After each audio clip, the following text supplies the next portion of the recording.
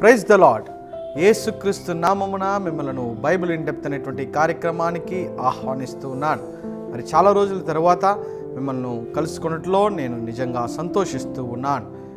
ఈరోజు నోవహు కాలములో జల ప్రళయమునకు ముందుగా ఉన్నటువంటి భూమిని గురించి, మరి ఇప్పుడు మనము నివసిస్తున్నటువంటి ఈ భూమిని గురించి వ్యత్యాసమును మనము తెలుసుకుందాం.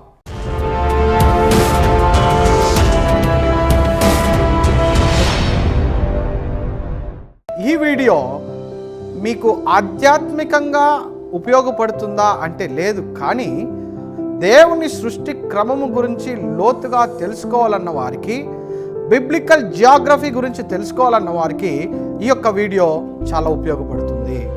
ఇప్పుడు మనం చూస్తున్నటువంటి ఈ భూమి అనేది 7 ఖండాలతోనూ 5 మహాసముద్రాలతోనూ ఉన్నటువంటి భూమి.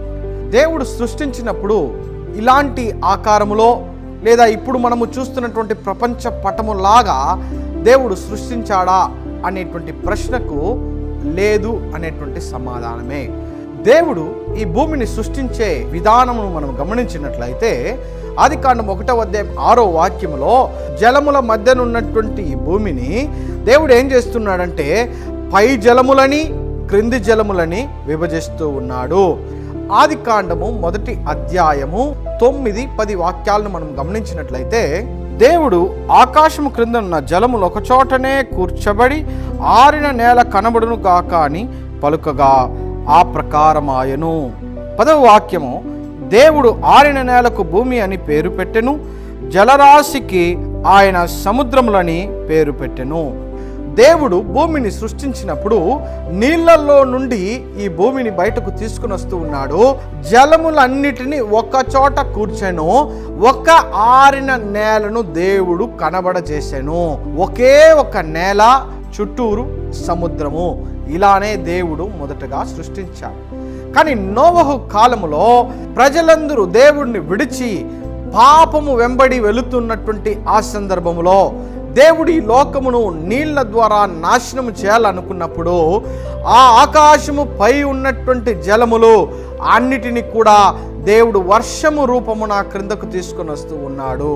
మరి ఈ విషయాన్ని ఆదికాండము 7వ అధ్యాయము 4వ వాక్యములోను మరి 11వ వాక్యములోను కూడా అగాధ జలములు మరియు ఆకాశపు తూములన్నీ కూడా విప్పబడి, అనగా పై జలములన్నిటినీ కూడా దేవుడు ఈ భూమి మీదకు తీసుకుని వచ్చి ఈ భూమిని మరలా ఆదికాండము 1వ అధ్యాయము 2వ వాక్యములో అక్కడ ఎలా భూమి ఉన్నదో ఆ రూపానికి మరలా దేవుడు భూమిని నీళ్లతో కప్పివేస్తున్నటువంటి సన్నివేశాన్ని మీరు ఇక్కడ గమనించవచ్చు.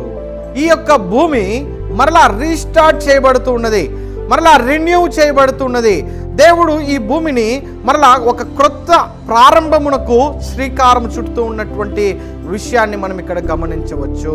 ఇలా జలము చేత మరలా నింపబడినటువంటి భూమిని ఆదికాండము 8వ అధ్యాయము 1వ వాక్యములో మనము చదివినట్లయితే దేవుడు భూమి మీద వాయువు విసురునట్లు చేయుట వలన నీళ్లు తగ్గిపోయేను.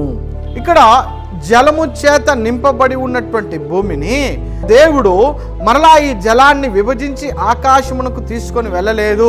దానికి బదులుగా దేవుడు ఏం చేస్తూ ఉన్నాడంటే జలము మీదకు ఒక వాయువును, గాలిని విసిరజేస్తూ ఉన్నాడు.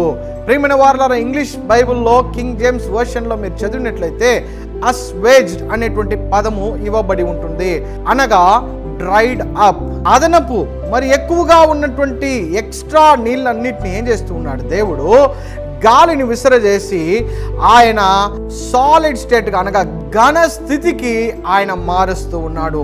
ఈరోజు మనము చూసేటువంటి అంటార్క్టికా కాంటినెంట్ ఐస్ రూపంలో మనకు కనబడుతున్నదన్నీ కూడా ఈ అదనపు జలాన్నిటిని కూడా అక్కడ కూర్చి దాన్ని ఐస్ రూపమున చేస్తూ ఉన్న విషయాన్ని గమనించవచ్చు. అందుకే సైంటిస్టులు అందరూ అంటూ ఉంటారు, ఈ అంటార్క్టికాలో ఉన్నటువంటి ఆ ఐస్ ప్లేట్స్ అన్నీ కూడా కరిగిందంటే ఈ భూమి మునిగిపోతుందని సైంటిస్టులు కూడా అంటూ ఉంటారు. ప్రియమైన వారలారా, అటు తర్వాత ఒకే నేలగా ఉన్నటువంటి ఈ యొక్క భూమి ఏమవుతూ ఉన్నది, విభజించబడుతూ ఉన్నది.